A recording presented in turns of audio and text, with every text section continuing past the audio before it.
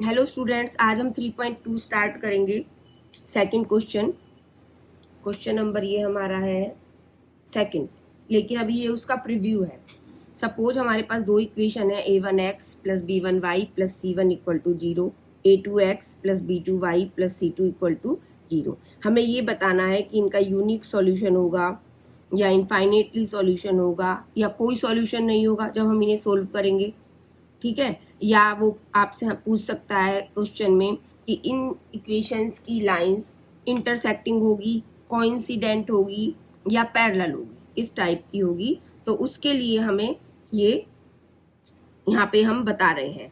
तो फर्स्ट हमारा है, हम इनके रेशो से बता देंगे, x के कोफिशिएंट्स के रेशो से और y के कोफिशिएंट्स के रेशो से और कांस्टेंट के कोफिशिएंट्स के रेशो से कि लाइंस कैसी होंगी और सॉल्यूशन कैसे होंगे। यदि x का कोफिशिएंट हमारा a1 और x सेकंड लाइन में a2, तो a1 अपॉन a2 यदि हमारा इक्वल नहीं है b1 अपॉन b2 के इक्वल नहीं है, तो हमारा ग्राफ इस टाइप का बनेगा कि ये दोनों लाइंस आपस में क्या करेंगी, इंटरसेक्ट। तो लाइंस होंगी इंटरसेक्ट और हमारा यूनिक सॉल्यूशन होगा, ओनली वन पॉइंट पर इंटरसेक्ट करे वन सॉल्यूशन को हम बोलते हैं यूनिक सॉल्यूशन। सेकंड कंडीशन हमारी है, यदि इनके कोफिशिएंट्स इस प्रकार हों, a1 upon a2 equal to b1 upon b2 equal to c1 upon c2, मतलब तीनों इक्वल हों, तो लाइंस हमारी होंगी कोइंसिडेंट लाइंस। वो इस तरह होंगी, एक लाइन पूरी दूसरी लाइन को ओवरलैप कर लेगी ग्राफ बनाने में। तो हमारी सॉल्यूशन क्या हो गई, इनफाइनेटली मैनी सॉल्यूशन। यहाँ पर वो एक लाइन पर कट कर रहा था तो वन सॉल्यूशन मतलब यूनिक सॉल्यूशन हो गई थी। यहाँ वो एक लाइन पूरी लाइन कट कर रही है, आगे बढ़ाने पर भी पूरी लाइन पर ही आएगी, ओवरलैप कर रही है पूरी लाइन को, तो इनफाइनेटली मैनी सॉल्यूशंस। थर्ड इसकी कंडीशन है, if a1 upon a2 equal to b1 upon b2 equal to c1 upon c2 है, तो लाइंस कैसी होंगी, पैरेलल। वो कहीं पर भी नहीं काटेंगी, कट नहीं कर इंटरसेक्ट नहीं करेंगी, और जब वो आपस में इंटरसेक्ट नहीं करेंगी तो लाइंस कैसी हो गई, पैरेलल। और जब लाइंस पैरेलल है तो कोई सॉल्यूशन ही नहीं होगी। तो ये हमारी तीन कंडीशन है। एक यहाँ पर कंसिस्टेंस और इनकंसिस्टेंट का और है, वो भी इसी में लिख देती हूँ। देखिए सेम है, इसी टाइप से है। नंबर 1 हमारा यहाँ पर था a1 upon a2 equal to b1 up is not equal to b1 upon b2, तो हमारा वन सॉल्यूशन होगा इसका। जब ये यूनिक सॉल्यूशन है तो सॉल्यूशन है ना, तो ये जो हमारे इक्वेशंस हैं ये है कंसिस्टेंट। और सेकंड हमारा क्या था, सेकंड हमारा है ये a1 upon a2 equal to b1 upon b2 equal to c1 upon c2। कैसी सॉल्यूशंस हैं ये, इनफाइनेटली मैनी सॉल्यूशंस। ठीक है, इनफाइनेटली मैनी सॉल्यूशंस। तो जब ये इनफाइनेटली मैनी सॉल्यूशंस हैं तो कैसी सॉल्यूशन है, तो इसका मतलब ये भी हमारा क्या है, कंसिस्टेंट। हमारी इक्वेशंस का जो पेयर है, ठीक है, दोनों इक्वेशंस का पेयर। और थर्ड हमारी थी a1 upon a2 equal to b1 upon b2 is not equal to c1 upon c2, no solution. इस कंडीशन में कोई सॉल्यूशन नहीं है इन दोनों इक्वेशंस का, इन पेयर ऑफ इक्वेशंस का, तो ये होंगी हमारी inconsistent.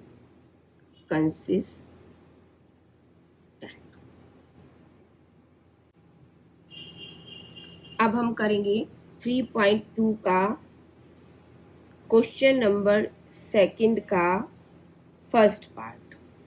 5x minus 4y plus 8 equal to 0, 7x plus 6y minus 9 equal to 0। लीजिए इन्हें हम पहले कंपेयर करेंगे, a1x plus b1y plus c1 equal to 0, a2x plus b2y plus c2 equal to 0। हम इनसे इन्हें कंपेयर करेंगे। कंपेयर करो a1 अपॉन a2, एक्स के कॉफिशिएंट लीजिए, यहाँ क्या है, A1 आपका 5 है और A2 आपका 7 है। अब हम लेंगे B1 अपॉन B2, y के कॉफिशिएंट्स क्या है, इधर y का कॉफिशिएंट है -4 और सेकेंड लाइन में है 6। आप इन्हें 2 2 जा 4, 2 3 जा 6 और हमारा C1 अपॉन C2 क्या आ गया, 8 अपॉन -9। आप लीजिए क्या आया, देखो 5 upon 7 is not equal to -2 upon 3। A1 upon A2 B1 upon B2 के इक्वल नहीं है। A1 upon A2 is not equal to B1 upon B2। तो क्या पूछा है उसने हमसे पूछा है क्या ये लाइन 1 पॉइंट पर इंटरसेक्ट करेंगी, linear equations, pair of linear equations, या पैरेलल है या कोइंसिडेंट है। तो ये हमारा क्या है, A1 upon A2 is not equal to B1 upon B2 है। It means linear equation intersect at a point, क्योंकि इसकी यूनिक सॉल्यूशन हो गई। तो linear equations pair will intersect at a point। Second part करेंगे अब हम इसका, क्या है second part, 9x plus 3y plus 12 equal to 0, 18x plus 6y plus 24 equal to 0। निकालिए A1 अपॉन A2 क्या है, कॉफिशिएंट्स ऑफ x क्या होगा, 9 upon 18, ratio of coefficients of x। B1 upon B2 वो क्या होगा हमारा 3 अपॉन 6 और हमारा C1 अपॉन C2 क्या होगा हमारा 12 अपॉन 24।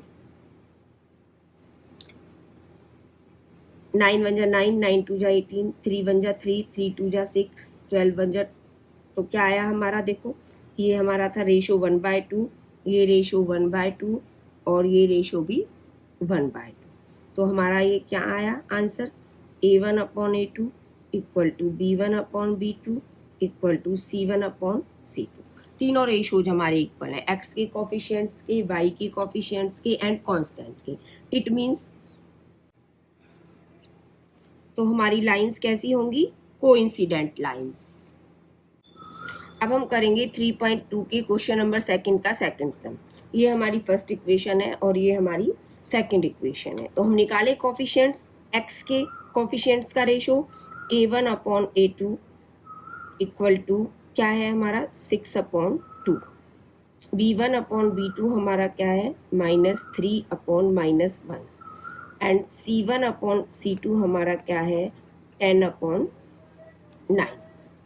तो ये देखो 2 1 जा 2, 2 3 जा 6, तो हमारा A1 अपॉन A2 तो 3 आ गया, B1 अपॉन B2 माइनस से माइनस कैंसिल और ये आपस में इंटर होंगे ही नहीं। तो A1 upon A2 is not equal to B1, sorry equal है, ये भी 3 और ये भी 3, पहले हम यही लिख लेते हैं। 3 equal to 3 is not equal to 10 upon 9। It means A1 upon A2 equal to B1 upon B2 is not equal to C1 upon C2। और उसने क्या पूछा है हमसे, उसने पूछा है लाइंस पैरेलल होंगी, कोइंसिडेंट होंगी या इंटरसेक्ट एट ए पॉइंट। तो देखो ये A1 upon A2 equal to B1 upon B2 is not equal to C1 upon C2। तो ये किसकी कंडीशन कैसी होंगी ये, तो ये लाइंस हमारी होंगी पैरेलल लाइंस।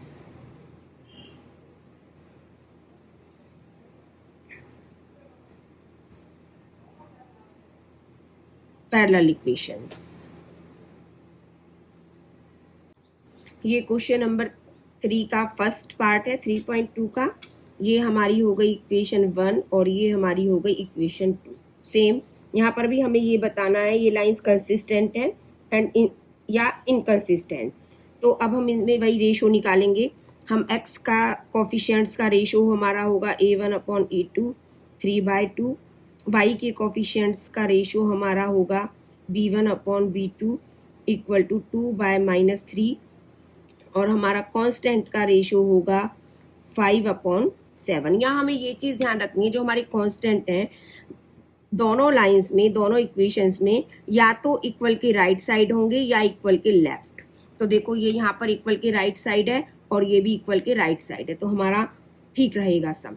और यदि ऐसा होता कि एक कांस्टेंट इक्वल के लेफ्ट साइड होता और दूसरा राइट साइड, तो अब हम उन्हें एक साइड कर लेते, या तो दोनों लेफ्ट साइड या दोनों राइट साइड। तो अब यहाँ देखिए a1/a2 हमारा 3/2, b1/b2 है हमारा 2/-3, ये इक्वल नहीं है, तो हमारी क्या कंडीशन हो गई, a1/a2 is not equal to b1/b2, ये हमारे इक्वल नहीं है। तो कैसी सॉल्यूशन हो गई हमारी, यहाँ पे सॉल्यूशन का टाइप आएगा यूनिक सॉल्यूशन, और जब सॉल्यूशन है it means this pair of linear equations is consistent. तो ये हमारा हो गया कंसिस्टेंट पेयर ऑफ इक्वेशंस।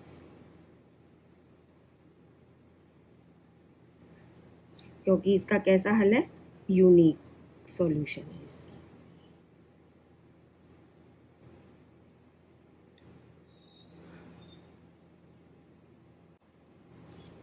ये अब इसका सेकंड पार्ट है क्वेश्चन नंबर 3 का। ये फर्स्ट इक्वेशन है, ये सेकंड। सेम हमें यही बताना है ये कंसिस्टेंट है या इनकंसिस्टेंट। हम रेशो निकालेंगे एक्स के कोफिशिएंट्स का, a1/a2 क्या आया हमारा 2/4, b1/b2। y के कोफिशिएंट्स का रेशो हमारा क्या आया -3/-6, एंड c1/c2। कांस्टेंट का रेशो हमारा कितना आया 8/9। अब इन्हें हम कर देंगे 2 1 जा 2, 2 2 जा 4, 3 1 जा 3, 3 2 जा 6। ये हमारा 1/2 आया, और ये हमारा आया माइनस से माइनस कैंसिल हो गए, ये भी 1/2, और ये हमारा आया 8/9। ये इक्वल है, और ये तीसरा इनके इक्वल नहीं है, थर्ड इक्वल नहीं है। It means a1/a2 equal to b1/b2 is not equal to c1/c2। तो कैसा, इस कंडीशन में कैसी लाइंस होंगी, इस कंडीशन में हमारी लाइंस होंगी पैरेलल लाइंस, और जब हमारी लाइंस पैरेलल है इट मीन्स वो कहीं पर भी इंटरसेक्ट नहीं करती, तो उनका कोई सॉल्यूशन नहीं है। जब कोई सॉल्यूशन ही नहीं है तो ये कैसा पेयर हो गया, इनकंसिस्टेंट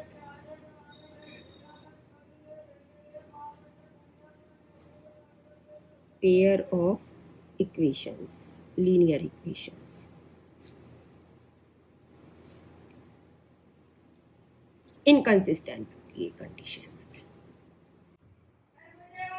क्वेश्चन नंबर 3 का थर्ड पार्ट करेंगे। ये हमारी फर्स्ट इक्वेशन है और ये हमारी सेकंड इक्वेशन है। तो फर्स्ट इक्वेशन हमारी फ्रैक्शन में है, पहले हम इसे सिंपल बना लेते हैं। 3/2x plus 5/3y equal to 7।